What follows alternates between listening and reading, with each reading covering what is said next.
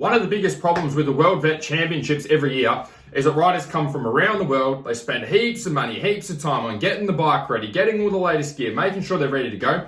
And the one thing they forget about is actually getting themselves ready, okay? Getting their body ready to last for 15 to 20 minute motos out there at Glen Helen. So in this video, I'm gonna show you the top 3 things that I see vet riders making mistakes with when it comes to physically preparing themselves for such big events. First thing that comes up is strength. So it's no secret that as you get older, your body produces less of the hormones that you need to build muscle and to build strength, okay? Those hormones are not on your side as you get older, particularly as you get over 30, 40, and 50.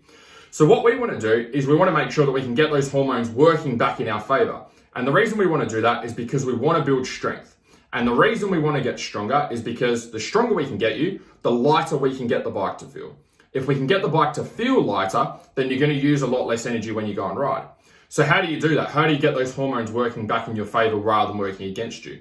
The best way to be able to do that is through strength training and through weight training. Okay, so it means getting in the gym, doing things like squats, like deadlifts, like bent over rows, like overhead presses, and getting your body strong in the gym. Because the stronger you can get yourself in the gym, the easier you're going to find it to wrestle the bike around for such a long period of time at a high intensity on a very tough track as well. And from what I read, there's usually about 900 bikes that are going around the track. So you know that it's going to be rough before you even get there. You can prepare for that stuff now.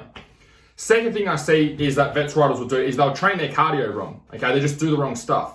And so what I mean by that is you've got up to 18-minute, 20-minute races looking at the times from last year. It's not a long time to be on the track, but when the track's really rough and really demanding, it is a long time. So how do you train your cardio? You need to train your cardio for the intensity of the race, not the duration. So what I see most riders doing is they'll get out there and they'll start doing running, they'll start doing swimming, they'll start doing walking, they'll get on the rowing machine, get on the exercise bike, go cycling, and they'll just do hours and hours and hours of this cardio stuff.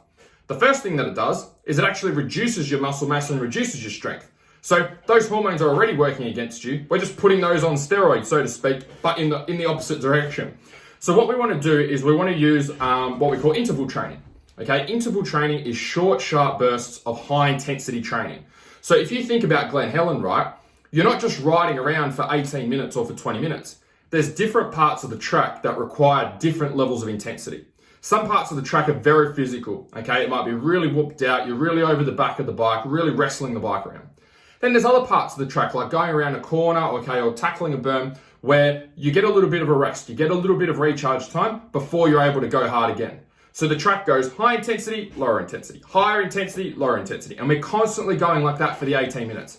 It's not 18 minutes at a consistent speed or a consistent intensity. So the way you overcome this is by doing intervals in your training. Okay, so if you're jumping on the rowing machine, don't get on there for 20 minutes. Get on there and do a minute on, flat out, a minute rest. A minute on, a minute rest. Do that for 20 minutes. Okay, what that's going to do is that's going to help your body to operate at a higher intensity, number one, which is what we want. And number two, it's going to mimic those fluctuations of intensity that you're going to have when you go and race. So you're not going to do all this training, all this prep, and then get to race day and go, oh shit, I've hit the mark. Okay, you're going to make sure that you've incorporated that into your training. The third thing is nutrition. You have to make sure that your nutrition's dialed in for race day and for all of your training as well. There's no amount of fitness or strength work that you can do that's going to allow you to get through a 20-minute race if you don't have the right fuel in your system. It's like your bike, okay? If you don't put enough fuel in your bike, there's nothing you can do to get it to last for a full race, okay? You have to put fuel in the system. It has to be there to be burnt. And that's the same for our bodies. So what are some simple things that we can do? Simple things we can do is carb loading. 3 to 4 hours before the race, okay? Get some complex carbs in. Have a little bit of meat, either some potatoes, sweet potato, brown rice, quinoa, roughly 4 hours before you go and race to make sure it's got plenty of time to digest. Roughly half an hour before you go and race, get a carb gel in, some simple carbs, okay? A bottle of Powerade, carbohydrate gel, carb drink. 30 to 50 grams of carbs to make sure that you're dialed in and ready to go. Then in between races, depending on how many classes you're doing and how many races you've got over the weekend, you want to make sure that you're recovering as well. So make sure that you get a protein shake, preferably whey protein in after every race, because that's going to give your body the protein it needs to help the muscles recover so that you're ready to go for the next race, rather than getting to the next day and feeling wiped out and just trying to survive the races rather than actually being able to race them. If there's any of you out there that would like some help with this stuff, you want everything mapped out, you want a clear path of exactly what you need to do to be able to get yourself ready for the World Vet Championships, you can apply for my Faster Laps program below. Otherwise, hopefully you enjoyed this video.